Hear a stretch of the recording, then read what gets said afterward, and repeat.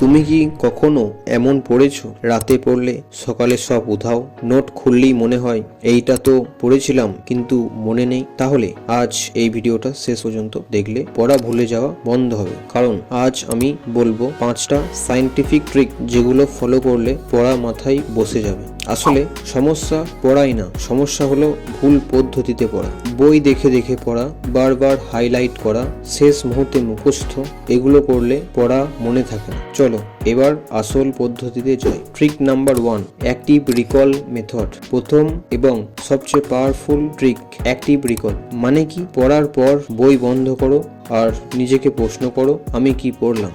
লিখে দেখো বা মনে মনে বলো। ভুল হলে আবার বই খোলো। মনে রেখো, বই দেখে পড়া মানে 20% মনে থাকে, নিজেকে প্রশ্ন করা মানে 70% মনে থাকে। Next trick number 2, payment technique.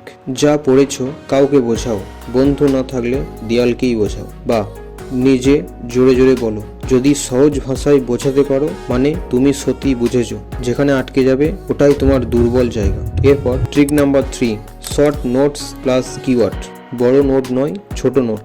মানে একটা চ্যাপ্টার মানে 5 থেকে 6টা কিওয়ার্ড বা কয়েকটা ফর্মুলা, একটা ফ্লো চার্ট। মনে রাখবে লেখা কম মানে মনে বেশি থাকে। এরপর trick number 4, revision cycle rule. ঠিক সময়ে রিভিশন, এই জিনিসটার জন্য 3টে সময় অবশ্যই মানবে।